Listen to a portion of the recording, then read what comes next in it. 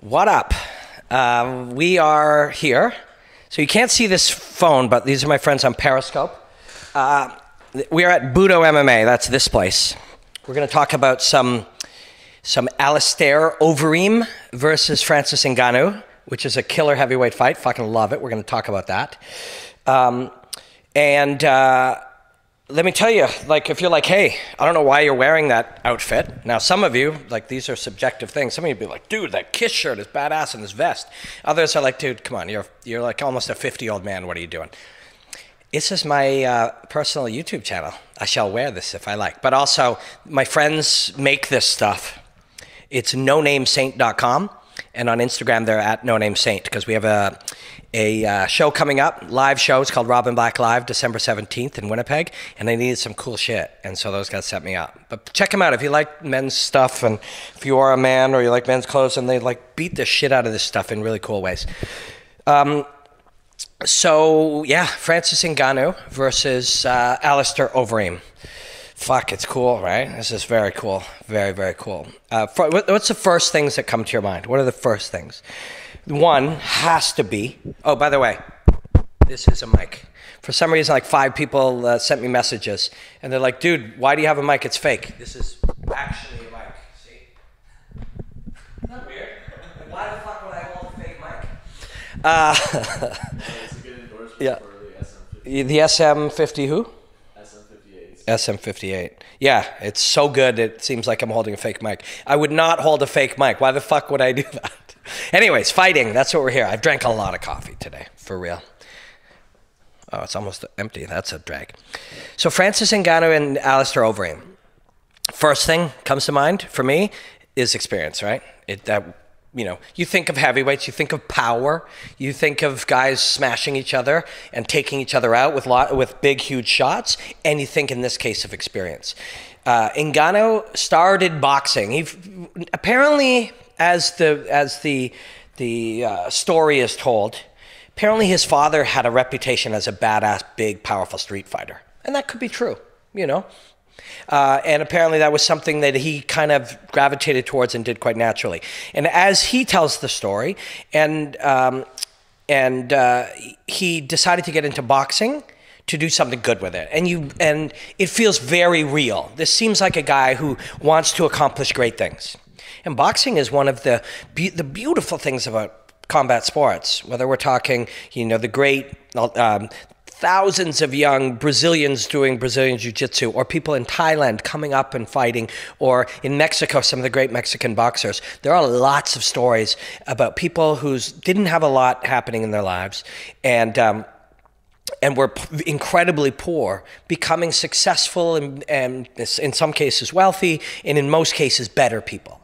So that's at the root of Ngannou. But this fucking guy started boxing at 22 years old. Is he even 30?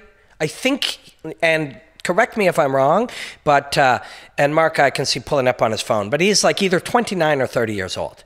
Now, I'm not a math genius, but we're talking under 8 years. Oh, he's 31. So we're talking literally just 8 years, depending how late of being a 22-year-old when he put on boxing gloves. Yeah, exactly. At heavyweight, 31 is very young. It's true. But think of that. Fuck. Like, what if you could, with 8 years of hard work, become elite at something? That's awesome. It's inspiring, is what the fuck that is. But it's also pretty crazy. Alistair Overeem is, what, 40 now? While we're at it now, think about it. That's only 10 years older, but he started training probably 10 years younger. So what are we looking at? A guy who at 12, 13, 14 years old is a martial artist. At 40, that's 27 years.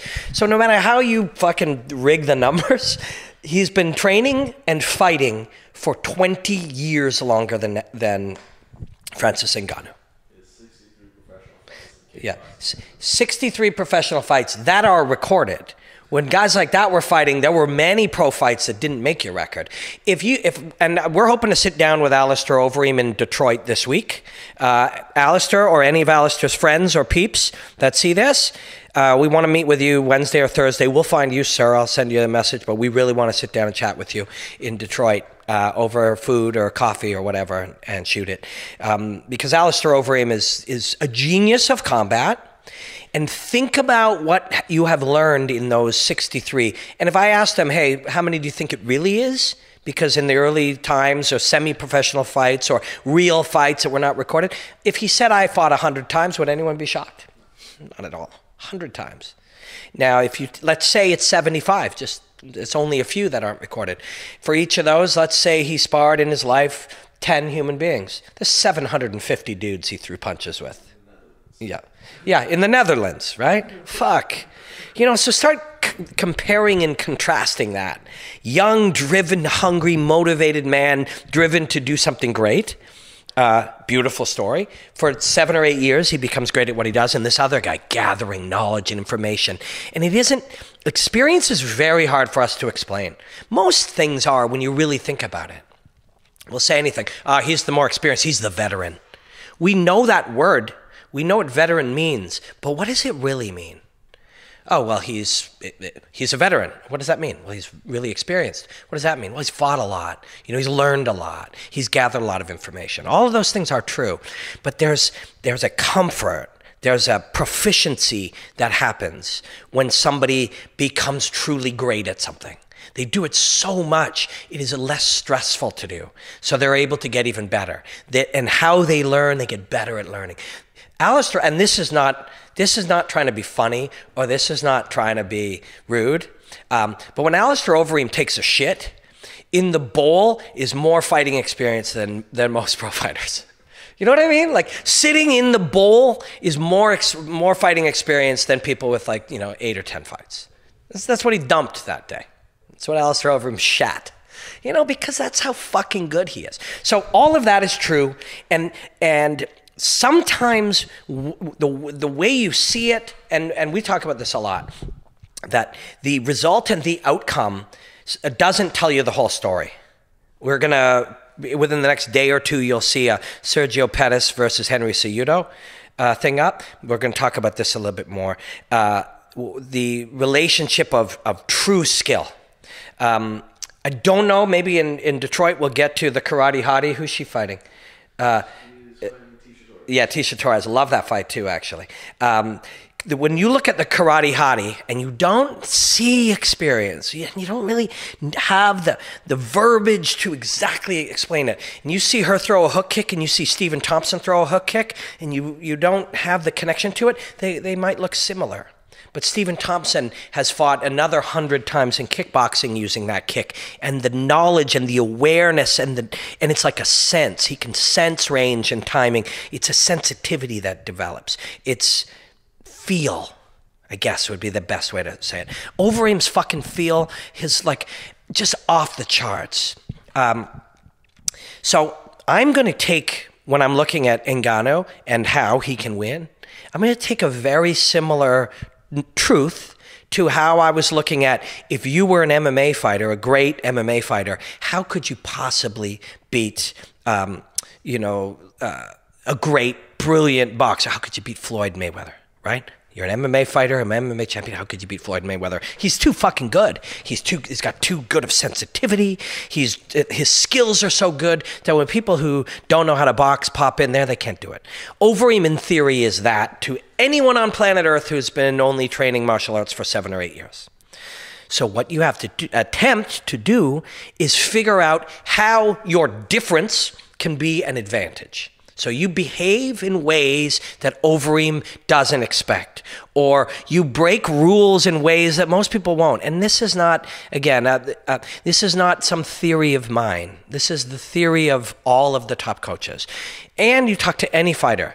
Sometimes they have a hard fucking time dealing with white belts. They just do. They just don't do the right shit. You know, they have a hard time dealing with guys who have some good instincts in sparring, but are making the wrong choices. And poker players have a hard time dealing with guys who aren't really good poker players, because someone's like, who are they talking to? Good question. I'm talking to YouTube. And I just invite my Periscope friends along in case they're interested. This will be up on YouTube within 24 hours, but if you want to hang, it's here now. Periscope, by the way, for our YouTube friends, you find from Twitter, and it's a very fun place to be able to hang and share ideas. But yes, so Ngannou has to and will and can be very different than what the experienced Overeem sees. To which a response often people make is, well, they've seen everything. Yes, they have seen everything. But there are things forgotten and things just sort of pushed away. Like, that's not, this, nobody would ever throw that. So we don't even have to really concern ourselves with it. So that's one aspect. Another one is Francis Ngannou comes up. So let's say it's 8 years. So let's just, let's call it 7 for the sake of argument. It easily could be 9. But the reason I'm calling it 7 is 2010 is a nice round number. If you start training martial arts in 2010, you start from a different platform of knowledge. Your coaches think about fighting and think about teaching fighting in different ways than Alistair's did at his route when he was young. So the modern kind of thing, the thing you see when you see young fighters working, Calvin fucking did it. I got a breakdown up on Instagram. It's a 1 minute, and I think you can also find Calvin versus Bisping right here on the YouTube channel. When you look at that type of scenario, what Calvin did was play with range and space, right? Some people will call it range management or distance manipulation, or playing with the distance between my weapons and your targets and your weapons and my targets. However you want to put it. That's the very modern game. That's where the last decade, a lot of the growth and knowledge and microscope has been on. You talk to a young fighter, that's what they're all working on. Stephen Thompson was, really handling that. Holly Holm and her team quite rightly saw that was the secret to trying to beat the unbeatable Ronda, and she was unbeatable at that time. And of course, Conor McGregor, right now, you're looking at Conor McGregor and you're thinking, God, I hate that guy. He jumped the cage. Who the fuck does he think he is? He's acting. None of that is relevant to the fact that when he started coming up, before he was saying the things, or before it was only people who were not overly distracted, fighters, coaches, people who were not overly distracted by his mouth and his charm or anti-charm or whatever, they were all zeroing in. What the fuck is this guy doing with distance? What's he doing with range? So that is what everybody's been working on. So that is a big part of Francis Ngannou's game. Now, I'm going to just throw out a little thought on Ngannou. When we think of him, we think of this guy, we think of offensive striking. Comes in, bam, bam, he's landing on people, he hurts them, takes them out. We think of him as this, he's attacking. Ngannou is not necessarily attacking. He is fucking way more smart, and also, again, is this louder than this? But it does pick up out here, right? Yeah, good. Ngannou is way, way smarter and more purposeful and intentional in what he's doing than we give him credit for, many of us. You go back and you watch that Arlovsky fight. And when I saw that one, I was actually with Joe Rogan and Schaub and Callan and Crazy Eddie. I love that guy. Man, Eddie Bravo, this whole submission thing is fucking killing it too. So I was with those guys watching it, and I see it, and you suddenly realize I'm trying to remember which weapon it was. The reason I mentioned Calvin is Calvin draws out Bisping's straight right hand, slips back, bounces in with his southpaw right hook, straight to a well-set straight left hand. So Calvin drew out Bisping's right, from southpaw landed that. You see Ngannou, and I mean you see it. Go back and watch that fight. It's only like a minute and a half. Go back and check it out. He's asking Arlovsky to throw a punch at his head, to throw a right hand. And Arlovsky obliges him. And he comes, I forget where the exact slip was, I think it's here, and he comes over the top with his left hook. Totally by design. That is not some weird exchange. I good? You good? That is not some weird exchange, some fluke thing. It's not rock, paper, scissors. You're throwing this and I'm throwing this and I win, rock, paper, scissors, It was a set play that he runs on Arlovsky, and it's fucking awesome. Draws the right hand purposefully to make it miss, and when he's extended, because when I extend with my right hand, often, because I'm trying to reach you, I'll come forward a little bit. If this right hand misses you, there's your face, misses you, your left hand comes up over top. Fucking watch it. It's awesome. So I went back and watched that again this morning, and I'm like, fuck, this kid's good. Like, it's not just he's big and strong, which often, and I'm going to say it, often people try to run that with African-American guys. They're really athletic. Oh, what a great athlete. To me, that's somewhat insulting, and I know that's not everybody who says it. And I know that it's not necessarily, anything intentional or whatever, but I hear it all the time. You hear that. And it's great that somebody says, any athlete is explosive or powerful or a killer or, a great athlete or whatever. That's great. I know that's intended as a compliment. But sometimes when we talk about that, we do it in a way that by focusing on that, we do not focus. We blindly, talk about their power, their knockout ability, whatever. This is a fucking skilled guy. Francis Ngannou is a slick, skilled guy. Slick. So the trick of that is, are you slick enough this long in against Overeem? And I don't know. Really, do you know? We don't know. Overeem doesn't know either. But if you're Overeem, you're looking at this and going, I have faced a lot of less experienced guys, and he would much rather try to face a guy who's going to beat him with skill, which is Ngannou again. And again, I didn't want to say, I made the reference that there's some people that say it about only certain people. Maybe I'm overstating that. Maybe that's not, we're sensitive about things like that. Maybe we should be. But Overeem would much rather face a guy, I believe, if I'm him, who is going to beat him with skill and subtlety and talent than some reckless guy. And if anybody thinks Ngannou is reckless, they're shockingly wrong. He's a skill guy. Beautiful, beautiful skills, but inexperienced. So if you're Overeem, I'd rather fight that guy, because as the fight wears on, if it does, Overeem's going to continue to download information about this guy. He's get a little read on who he is and what he does. Because what is missing, or what could be missing at 7 and 8 years, is the full sophistication as the fight wears on. Might not be. Ngannou could be this fucking good and blow through him and 2 other guys. No problem. It could be. But where you're thinking, if you're Overeem, where you want to beat this guy, be way better than him in the second round and way the fuck better than him in the third. Because you have more different things over a lifetime of experience than he does. So that has to be the theory. Overeem also, and we have talked about this a fair bit, Overeem fucking sets up a lot lately, and he'll change that. Beautiful step knees too, by the way. Like, fuck. Oh, you want to fuck with that? So if you come in, you get kneed, and if you don't come in, you are concerned with the kick. And he stays out at distance, and you'll see this. Go back and watch. Dos Santos, he does it a little bit, but against Arlovsky, he does it a lot. He tips his head right over here. So Arlovsky is where you are, and Arlovsky is left hand forward, right hand back, and he's seeing Overeem's head over there. And he's like, fuck, man, I could punch him, drill him with my right hand, or I should drill him with my right kick. But here's what you know, because this shit is what's happening between these guys' minds. You're Arlovsky, and you're like, fuck, that head is right there.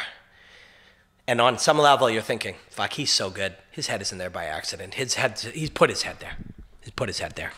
Fuck, he wants me to throw my right hand or my right kick. So you either do it, and you're hesitant because Reem will slip and counter you. He's sitting there saying, throw one of those 2 weapons, I'm ready to counter them both. Or you don't throw anything, in which case he unloads his left kick on you. So it's fucking hard.